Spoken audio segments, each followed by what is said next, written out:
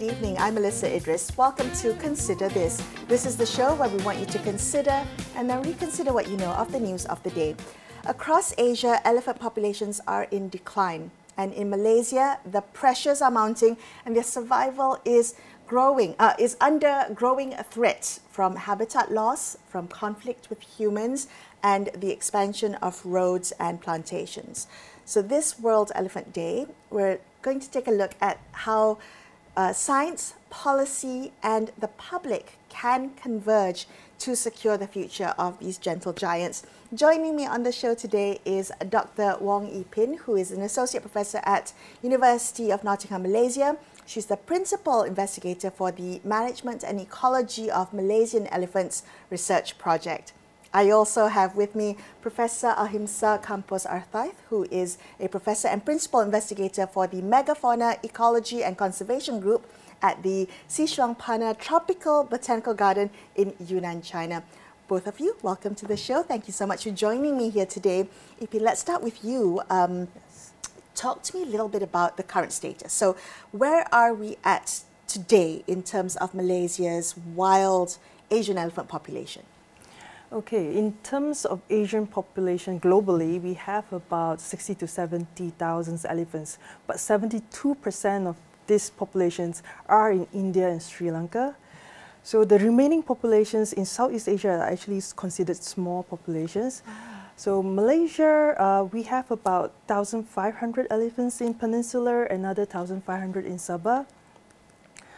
I would say 1,500 is a good number, but we need to take care of this number. Otherwise, we might come into problems like isolation of populations, then genetic problems and things like that. Yeah. So we have to be careful. So 1,500 for Peninsula and also another 1,500 in Borneo. Is that a healthy number to have? What was it before? Has there been a decline? I think it's hard for us to estimate correctly how many elephants we have. Oh. But in terms of area, in the past, 40 years ago, we used to have more areas where we have people and elephants living together. But we lost 68% of this range, and in the remaining range where we have people and elephants, 2/3 are experiencing human-elephant conflict. So that's why it's very important for us to work with the agriculture sector to support them so that they can live with elephants and we can preserve the remaining range of elephants in Peninsular Malaysia. Okay. Yeah. All right. Ahimsa, if I can come to you, if just now it's hard to really know, to understand the wild elephant population. Talk to me a little bit about that. Why is it so difficult for us to understand the population and demographic of wild elephants today? What threats do you see that they're facing in the wild? Yeah, it's very difficult to estimate the population size with accuracy. So then, because of methodological constraints, it's very expensive and requires a lot of effort to get a reliable estimate. It's getting easier right now, mainly with molecular techniques. With DNA, we can have a better picture. But until 10 years ago, our main narrative was, let's not focus on the numbers because it will take too much effort to get an answer that we don't trust very much. Let's focus on the area. So let's start to see where we used to have elephants and where we don't have elephants now. So what we know is that in Malaysia, there has been a decline of the species that used to have elephants. Just think about Peninsular Malaysia in the 1940s was 80% forest. Now it's maybe 45%. So then in many places, there is less forest, less wildlife. You know, it's inevitable. And then in the last few decades, probably the decline has slowed down a lot. And probably, and I think people know better than me, it's declining a little bit, but it's not drastically declining right now. But there's always a risk of fragmentation, of getting very small populations isolated and families being left alone, which in the long term can lead to a small collapse of populations. So then you want to have the more connected, the better. So then you want to have one big connected population better than 5 small isolated populations. Why is that the case? Are the isolated populations more vulnerable to threats? Yes. Oh. Yes, because when the smaller the population is, any disturbance could actually affect the number of the members in the herd. And in terms of genetic, even people, we need genetic exchange. You need the diversity, yeah, we need the right? diversity, yes, that's yes, right. Okay. so that they can stay healthy and able to withstand changes in the environment, you know, with things like global climate change and also habitat loss. So there's a lot of challenges out there for wildlife. And when we are able to connect the habitat, the forest, we are giving them a chance to survive, longer into the future. How big are herds? How big do the herds tend to be? Or how big can they get? It depends. We have seen small herds like just 2 or 3 elephants, up to herds of more than 50 elephants in one. Yeah, that's amazing. So it depends. Okay, so you brought up about people and elephants living together, and I think human-elephant conflict tends to dominate the headlines. Whenever there's a conflict, it goes straight into the news and it becomes headlines and it's shared and it's viral. But there are also examples of coexistence, and I want to talk to you about that. From your research, what strategies have you seen that show the most promise in reducing human-elephant conflict? Okay. Coexistence with elephants. I would say in Malaysia, there are a few places that we see that already have that coexistence with elephants. But sometimes we do not realize it. Yeah. But when I went to the ground, I was actually amazed like how resilient the community is. But of course, when you talk about elephants, people often think about conflict. They think about negative things. They think about destruction. They are scared. And I can understand because elephants are big, they are strong. But from my research, when I track elephants, I don't see them going out of their way to cause issues for people. In fact, they will try to avoid people whenever it's possible in my study sites. So what I'm trying to do in my project is try to increase the sense of safety for people and for elephants in the landscape. At the same time, we know that the agriculture sector want to protect their crops, but at the same time, the elephants are finding it difficult to navigate the landscape. So one of the win-win approaches that we are proposing is to have safe passages for elephants to pass and have some food banks, which is like plots of grass and foods that elephants like to eat along the way to attract them to those areas, to guide them back to the forest and their roaming area. So this is something that we have started with the plantations and we are monitoring right now. Okay. So I may need a bit more time before I can get the data to show, yes, this is what we have. So you are working with plantations at the moment? I am, yes. Well, talk to me about that. So I understand you're working closely with with plantations in Johor to address elephant movement and the crop damage you mentioned earlier. Yes. How open have these plantations been to adopting some of the strategies that you've recommended? And I guess also, how has the collaboration with plantations, what has that revealed to you about the practicalities of coexistence with these giants? Okay, for plantations, I think when we first engaged with plantations, at the time Ahimsa was around as well, I think what we found out that plantations, they actually don't have that deep grudge against elephants. Okay. All they want is to be able to earn a living, right? So if we can help them safeguard some parts of their crops, I guess, so that they don't suffer losses. Right. And if there's some parts of the area that can be allowed for elephants to pass through, I think that is a nice win-win situation.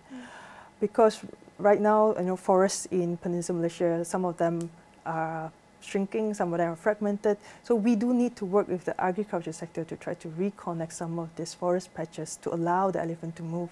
Okay. So the plantations will benefit because they'll have kind of more structured move. Is it almost like corridors of movement? Is that it? From this method, we believe it's a win-win situation in the sense that elephants get to move and feed, and the plantation will be able to hopefully manage the conflict to those areas only. Okay. And the other areas, the other parts of the plantation, hopefully they will be able to safeguard it. Of course, they still need to do their patrolling, and they have their other mitigation measures like electric fences, ditches. But what we find is a challenge for elephants in the landscape is actually their movement and their feeding area. And elephants need to socialize, they need to meet up, Yeah, so we are recommending to have small food banks to lead them to a bigger patch of food banks where they can stay longer, and then they can break up into smaller groups again. And this mimics their behavior in the rainforest, which we have studied before. So talk to me about that, about their behavior and how observations of the behavior can be implemented into strategies to avoid conflict. Can I yes, chip in sure. So this is really inspiring work, what is happening now with MIM and in Johor, the interaction between the researchers, the conservation organizations and the plantations. So a few things about human-elephant interactions. One is that conflict is always going to happen. So then whenever you have agriculture and elephants, you should expect some amount of conflict. Okay, so then because elephants consume all of the edible crops we produce. So then whenever we produce anything that has nutritional value or is fodder for them, they will come to consume. So then when we talk about coexistence, we are not talking about the absence of conflict, we're talking about tolerable conflict. So it's a level of conflict that is sustainable both for people and for elephants. Because there is no way to have lack of conflict. Life involves trade-offs and many compromises. So then, in this case, the idea is that we want to have a situation in which the amount of conflict doesn't compromise people's livelihood or safety, and elephants can still do what they do, which is being a big herbivore, eating a lot of food and a lot of crops every day, right? So then, in this case, finding situations in which people are willing to let elephants use their space and then access some resources, involve probably some cost for the plantations, but also some benefits. So then, for example, intense conflict can be socially very, very costly. You know, if your staff are angry or scared or, you know, so then it's good to find ways that you can reduce the intensity of the conflict. And I would say that in Malaysia, the conflict is not very intense. It's manageable, and I think it presents a clear opportunity for success in terms of how to mitigate the conflict. Because what Ee Phin was saying, that is, we have different levels of conflict. So we call about kind of a superficial conflict, which is just about economic cost. And then we have like a underlying conflict that involves more with history and more emotional and things that have to do with not what's happening now, but what happened before and accumulates.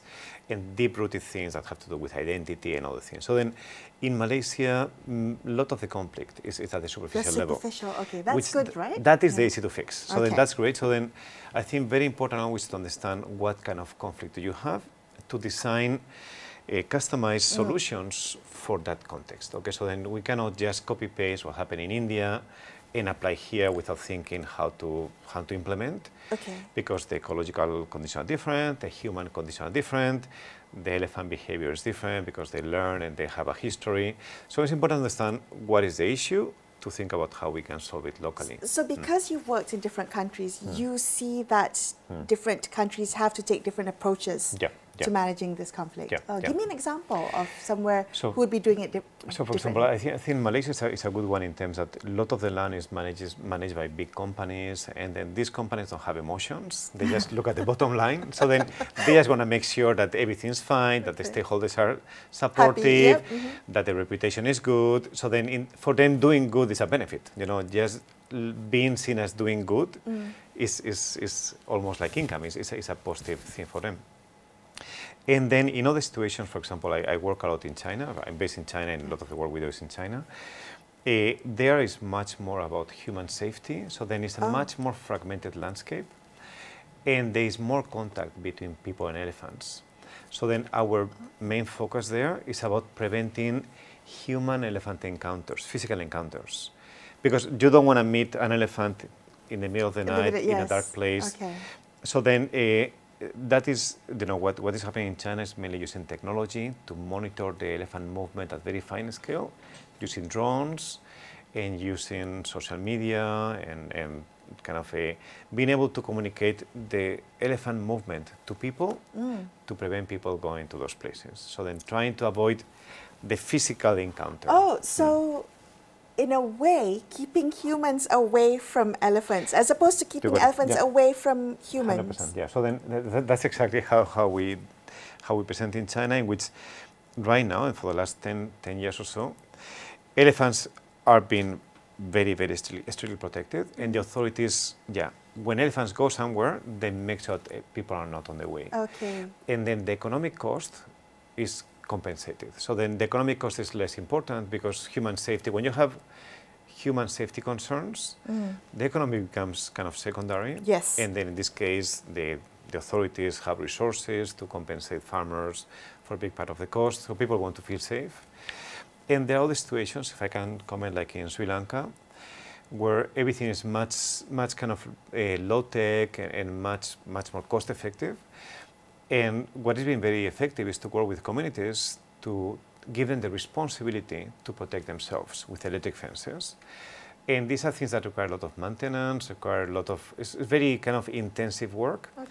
But the point is not to do it externally, not to come the government to do something for the community, but for the community themselves. Come the government or NGOs work with the community to let kind of give them the capacity to handle the situation, but also the responsibility, so then they will take action. Why is that important for the communities to do it themselves? Because they can do much better. You cannot outsource. If you hire a company to manage your fence, the fence requires a lot of attention. You need to have very strong incentive to do it well.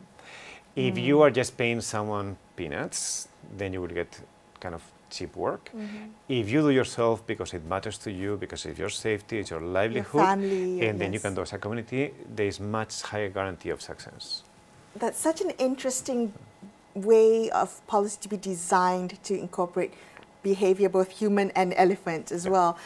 When we talk about elephant behavior, Ee Phin, particularly Malaysian wild Asian elephants, and the movements that you were talking about, do we understand how elephants move and migrate?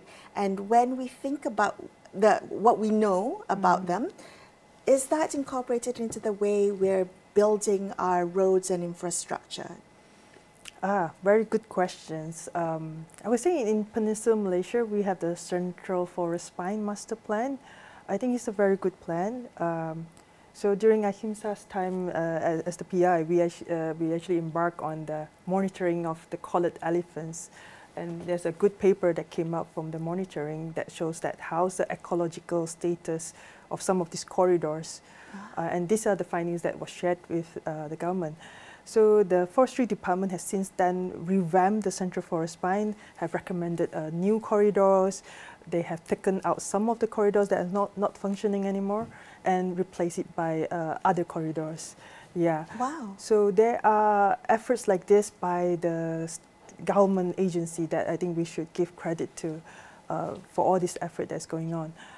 So what MIM is currently doing to help support some of these efforts is, yes, through our engagement with stakeholders on the ground, and we are continuing the monitoring of elephants at more micro level, how they use the landscape, and we use this information to share on where are the possible areas for elephant to move and their feeding areas, together with the authorities.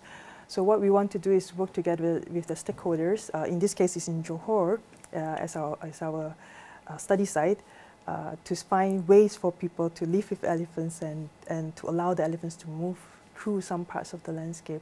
I think actually Johor has a lot of self-initiative already in this aspect, because when I was there, I can find areas whereby elephants can feed in. So what we are doing with the plantation is just to complement more of these areas, because the elephants constantly need to move. They don't stay too long in one spot. So that is their behavior.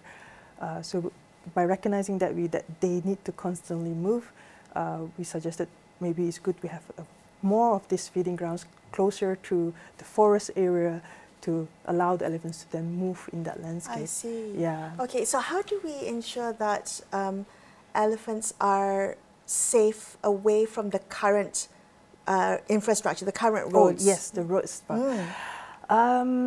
I think a lot of roads in Peninsular Malaysia have been built for a very long time. Like there are a few new stretches, and usually the consultant will have to do an environmental impact assessment, even for the ECRL line and all.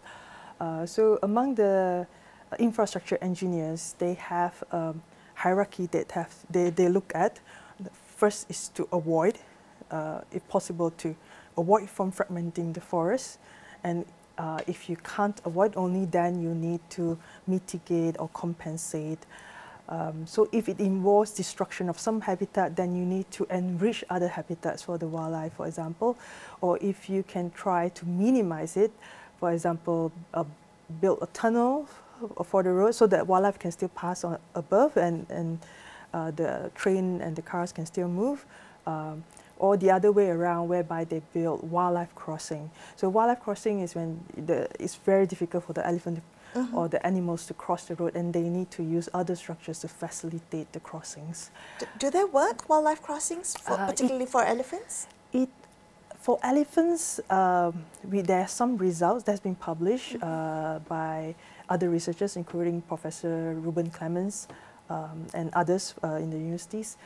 It shows that elephants do use the wildlife crossing, but not all wildlife. There are some wildlife that are still hesitating to use this kind of wildlife crossing. So hence there's need for more research to see what are the issues and how can we facilitate to ensure that some of this wildlife can still be able to be robust in terms of their population and genetics-wise. Well, what I'm hearing from the both of you, is that throughout the years, there's been so much work and effort put into research. So having data and evidence has really helped inform policy and how we design solutions for humans to live and coexist with elephants. But I'm curious to know if there are new research on the horizon, new things that excite you about the study of the ecology of Asian elephants. Is there anything that you think might change the way we will protect them in the next decade or so?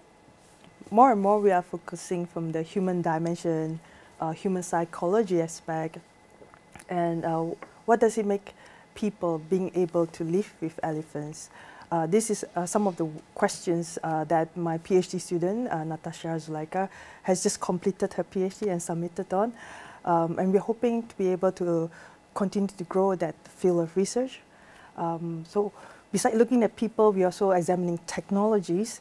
Nowadays, because we have AI, machine learning, and things like that, I collaborate with researchers from computer sciences, from engineering, to see if there are ways for us to set up sensors that can give us real-time data on elephant movement or presence in certain areas. For example, in areas where it is very sensitive for people, for example, railway tracks or roads. So these are the areas where elephants get onto the road or on the tracks, it could endanger lives. Right. Yeah, so if we can have sensors in such places, it could hopefully help to increase safety for people and for elephants. Wonderful. Yeah. What about you? Well, can I say the things that were more exciting for the last few years and the ones that will be more for the next few years? Yes. So for the last maybe 15 years, what has been very exciting is that we have gained a lot of understanding of the spatial ecology, the movement of elephants, and Malaysia has been very strong in that area. So I think probably Malaysia is after Sri Lanka, the place where movement ecology is best understood. And movement is very important because these animals occupy bigger spaces, so then movement and food is everything to understand these animals. And then we have gained a lot of understanding, and now we know that we used to have very naive image about what elephants like. Okay, we used to think that elephants like good forest. Elephants, so we think about Taman Negara or Royal Balloon. We think elephants like they have kind of primary tropical rainforest. And elephants like forest, but also they like not forest, or they like bad forest, if you're going to be degraded forest. So they like that interface between the forest and the open area. And understanding that with a lot of data has been very important to move into more realistic management of the human-elephant interactions.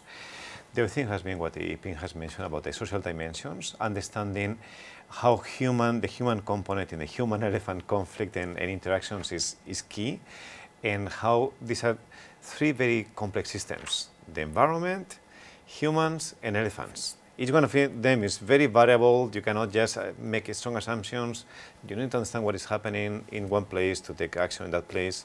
So then increasing the complexity about the human side has been a big move forward. Okay.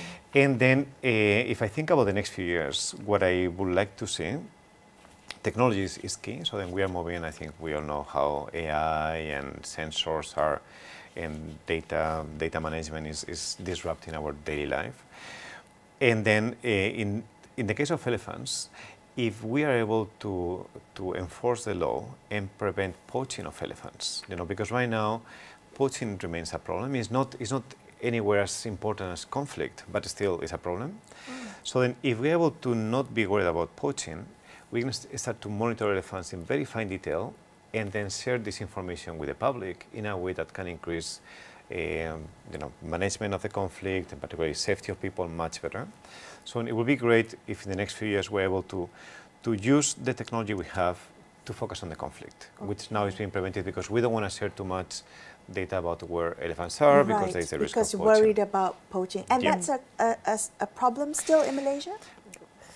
There have been cases of elephant poaching, and I think Pelitan have captured 3 groups of elephant poachers. These are people specializing, targeting elephants, and they have big rifles and bullets and things like that. Are they poaching for elephant tusks? Tusks? Yes. Wow. So there have been cases in the past, but I have not been following how's the situation on the ground recently. So it's not as important as conflict, but it still matters. Right. So but if that's taken care of, then the data can be used to move into the next level of database management. And then the other thing that I find very exciting is again, it's a social aspect, is the conservation ethos. I think conservation has become mainstream in society. There's Malaysia, here we are on TV, on a good time, talking about elephant conservation as a very important topic for society, and I hope the public is interested. I hope there is not a question. No one wonder why this matters. So then it matters, we need to find the ways to do it. And then that allows to think about much more complex solutions in terms of compromises and thinking about how a company can choose not to make the maximum amount of money in the short term, but being sustainable and doing good. So then those things are going to make things much more feasible for long-term conservation and human wildlife consistency. Absolutely. I see where you're coming from there. Both of you, thank you so much for coming on the show and highlighting this. I appreciate that you've taken the conversation to a much more nuanced area in terms of conservation efforts. Thank you both for your time. Thank you so much for inviting us. You're most welcome. That's all the time we have for you on this episode of Consider This. I'm Melisa Idris signing off for the evening. Thank you so much for watching. Good